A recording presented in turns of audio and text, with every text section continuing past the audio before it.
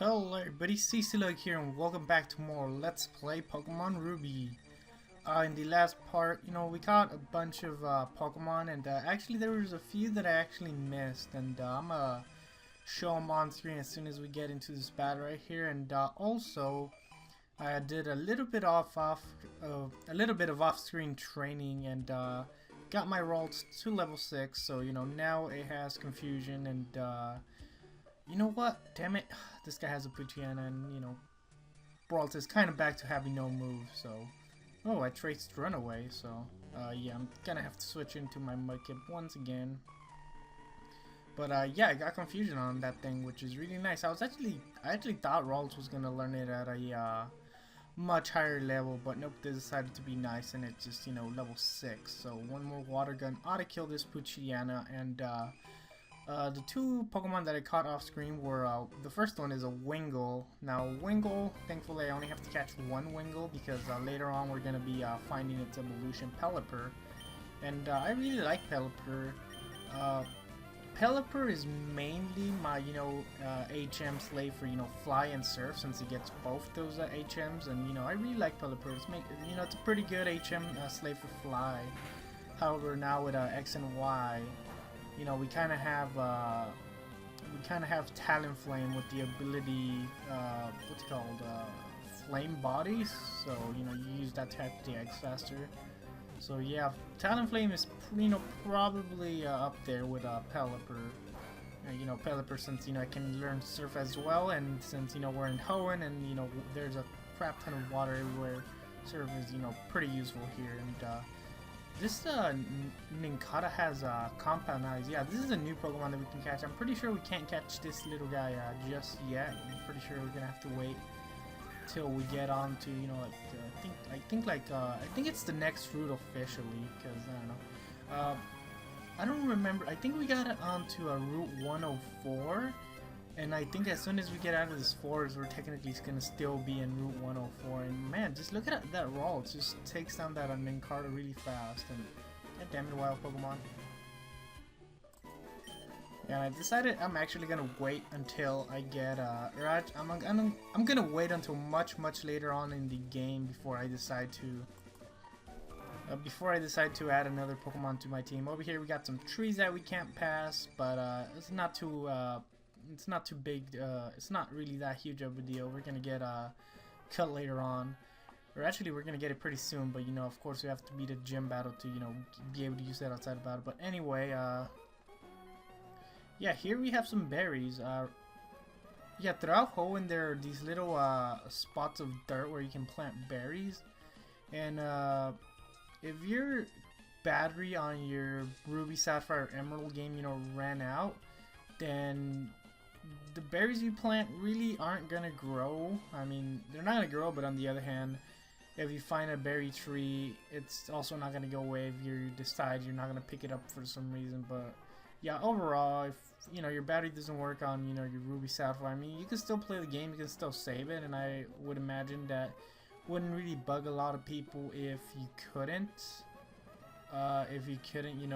plant berries. But if you're going for stuff like Milotic, or events like the lottery, or stuff like that, then yeah, not being able to plant berries would definitely be a huge problem. Also for secret bases, if you're trying to buy all the secret base stuff, I remember there being some really what's it called, really rare secret base stuff that you can buy, that sometimes when you look at the TV they would say, on this day come here and we're gonna have some really cool items and stuff like that. Also the Berry Master. So yeah, not having the battery clock really does not help you out, but luckily for me, I know how to fix all these battery clocks, and the emerald that I have right here does actually still work with the battery clock. So I'm just gonna plant these berries, probably gonna forget to pick them up, since we're not gonna be coming here for quite a while. Planting berries not really that useful when you're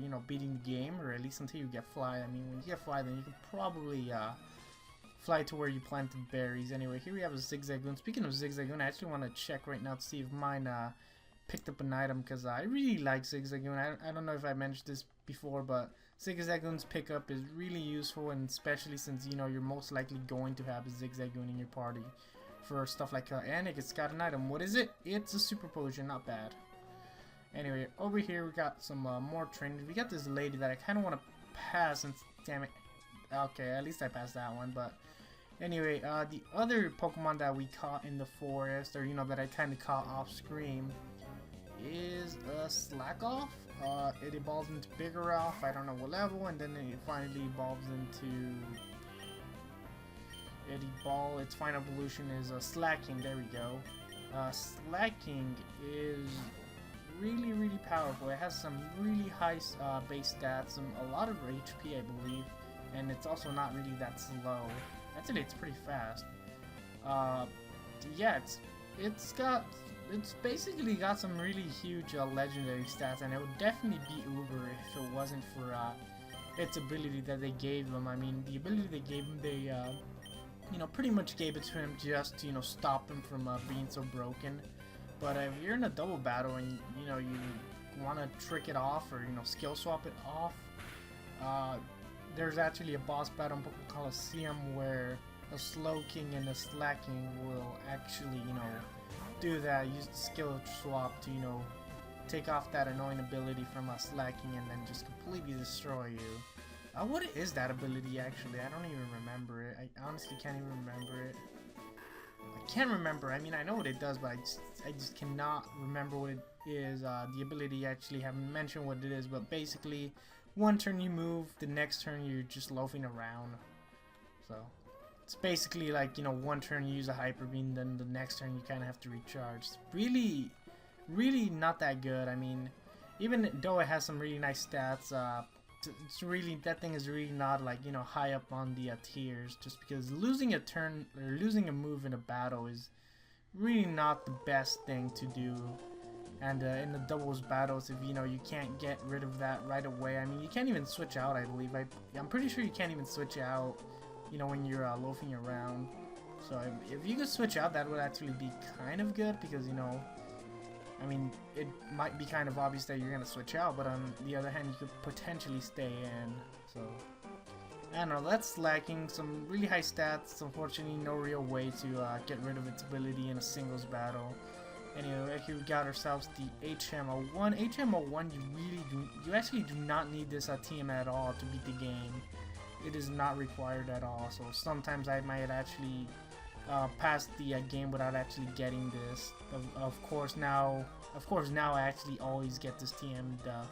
Before I actually continue, I want to come over here and talk to this fisherman, because he's got a secret. I did not read the rest of his text. I'm just gonna battle him. Let's see here. What does he have? I believe he has Magikarp, a Goldeen, and something else, or he probably just has a full team of Magikarps. I don't know. I'm gonna kill this Magikarps, and if he has a full team of Magikarps, I am, you know, just gonna skip the rest of this battle, because we really do not need to see my Rolls taking on 3 Magikarps. What's his next Pokemon? Magikarp. Alright, I'm skipping. Alright, took this guy down, and over here next to him we got this old lady. What's she gonna say?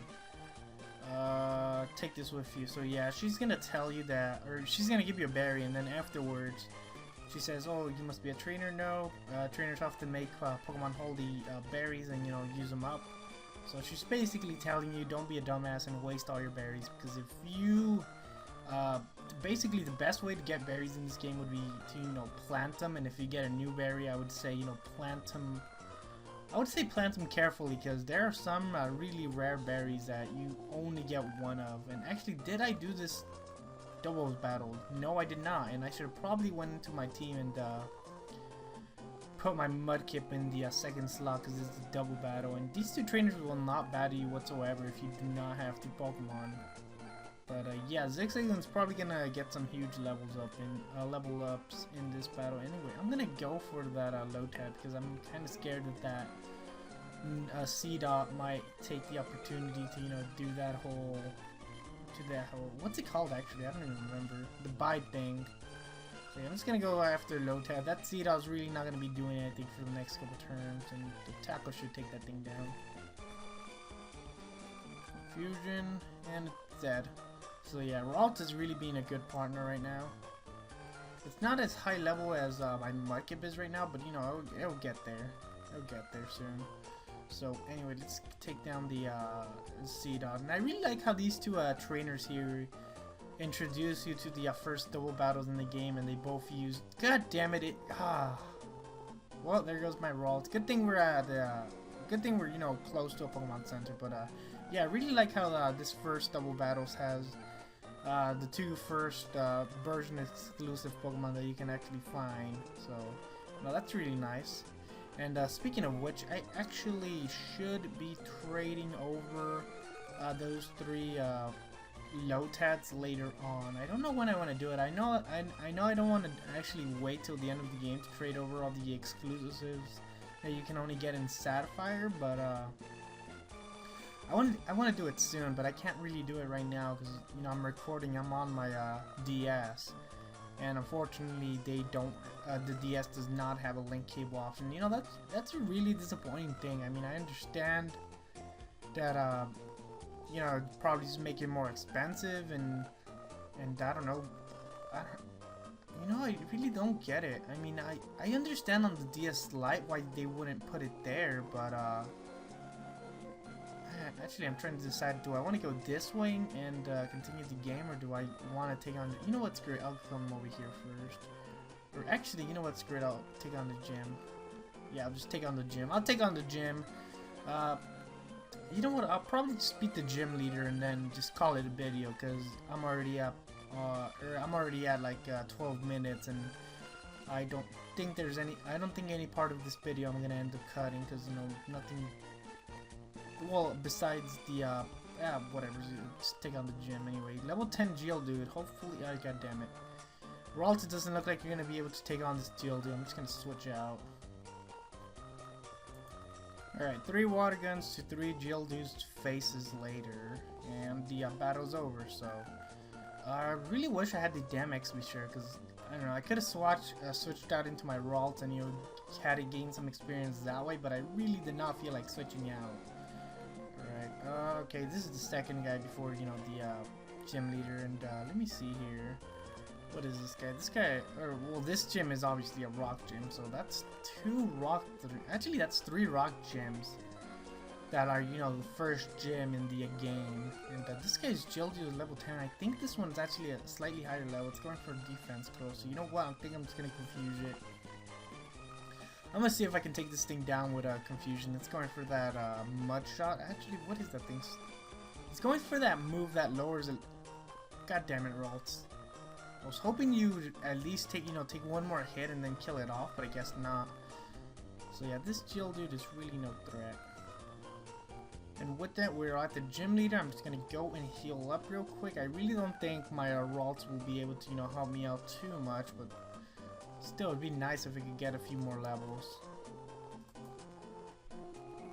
Alright, let's go ahead and take on the gym leader, Roxanne. And the Roxanne, that actually sounds pretty close to Roxy. Or Roxy? Yeah, Roxy from, you know, Black and White 2. So, you know, these two have some pretty similar names. Anyway, Geodude level 14, yeah, from, you know, just past battles with this Rock. Whoa, crap, well, there it goes. Should have probably just switched out, and then, you know, maybe my Ralts would have gained a level. But now it doesn't gain anything, unless, you know, I actually have some revives, which I really don't know I do not. Damn it, Zigzagoons, why didn't you pick me up any revives? Kind of feel like just going out and having, like, catching, like, 3 more Zigzagoons just to have a, you know, a party full of Zigzagoons. Right, next Pokemon is our last one. It's a Nosepad, and this gym battle has to be the easiest gym battle, and, you know, in like all the games, because I mean, you obviously, it's, you know, it's a rock gym, so it's obviously weak to my Mudkip here with the water guns. And if you pick the Trico, then, you know, absorb, and then if you pick the fire type Torchic, all you really have to do is evolve it, and once Torchic evolves, it learns Double Kick, and Double Kick really does make quick work of this Nose Pass. And I guess same goes for the first gym in a Diamond and Pearl. If you pick Gym Jar, when Gym Chart evolves, I believe it learns Mach Punch, which kind of helps you out. It doesn't help you out nearly as much as Double Kick against Dish Gym, but still, it's pretty nice. The hardest first gym, I don't know. The hardest first gym, I'm gonna have to say it's the first gym in what's it called? In the red and blue. And same doesn't really go for Fire and Leaf Green, but I would say that one would be the hardest if you pick the worst starter for it, which would be, Chimchar. Not Chimchar, what am I saying? Charmander, because in Red and Blue, Charmander does not learn Metal Claw, and then in Fire Red and Leaf Green, the game designers realized that the first gym is actually pretty tough if you go with the Fire starter, so they decided to have it learn Metal Claw pretty early. So yeah, kind of nice of them to do that, but still, even with Metal Claw, that gym is still actually kind of hard. Anyway, once you beat the gym and run over here, we're gonna have a Team Magma Grunt running away with some goods. What are the goods? I don't even know. I honestly don't even know. I think if I read this text, he might actually say what the goods are, but I don't know. I always imagined that the goods were, just Pokeballs, just like regular Great Balls or something like that. But anyway, this first trainer, I don't remember if he has anything interesting. I kind of feel like he would. Actually, you know what? I think he has he has a Zigzagoon. And the next Pokemon, I don't actually... Why is my Zigzagoon out? Why is my Zigzagoon out? Okay, I gotta switch out. You know what? I think I'm just gonna heal. Okay, his second Pokemon is actually a Machop, so really wish I went back and healed my Ralt in the Ascender before, I continued on, but I kind of forgot to do that, so yeah, this Machop would have been some really easy experience for my Ralt, but yeah, now it's kind of experience with my Mudkip, and freaking Zigzagoon leveled up again, so yeah, Zigzagoon is kind of trying to get on the team, be an official member, but no, that's not gonna happen. Zigzagoon, you are just gonna have to stay as the HM slave. So, okay. Anyway, with a new route, we have some new Pokemon. I'm actually gonna battle this trainer right here to kind of show off the first one. And actually, we've already seen the first one. I just haven't really talked about it. Or no, it isn't. The first one is not the Swarmple. Or actually, the first one technically is the Wurmple. But what I mean is Nincada. So yeah, this guy right here, he actually has two evolutions, and you can get both evolutions using the same Pokemon, if that makes any sense, because basically when this guy evolves at level 20, it's gonna evolve into a Ninjask, which is a really fast Pokemon. It has the ability Speed Boost. And Speed Boost basically gives you +1 speed at the turn, or at the end of every turn. And my Ralt is getting pretty weak, so you know what, I think I'm going to switch out. But basically at level 20, it evolves into a Ninjask.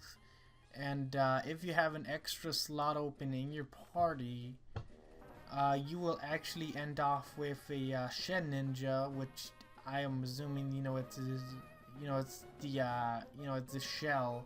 And the Shen Ninja is a ghost and bug type, so I would imagine,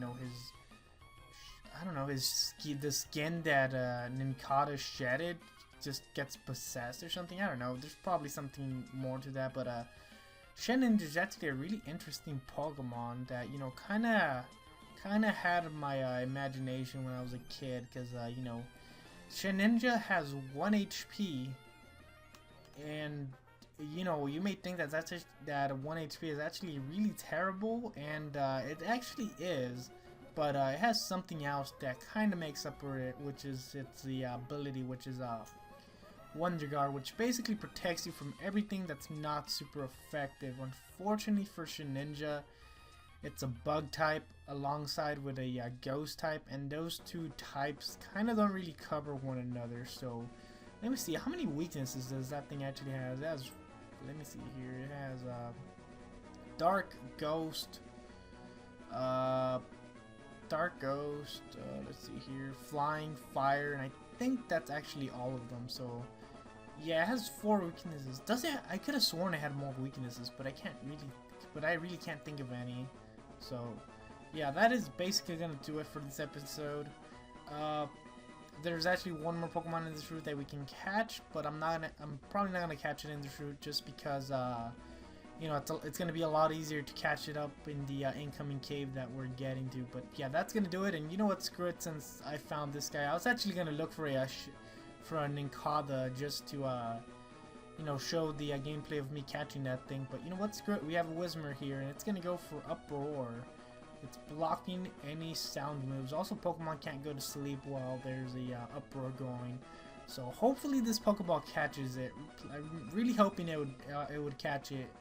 And yes, it caught it. Alright, so anyway, thank you guys for watching, and as always, remember to please submit a secret base. So yeah, I'm gonna leave the link to the video where you can download the save file for the secret bases, and yeah, just make your secret base, send it to me, and you know, I'll definitely feature it in the Let's Play when I get to it. So yeah, thanks for watching.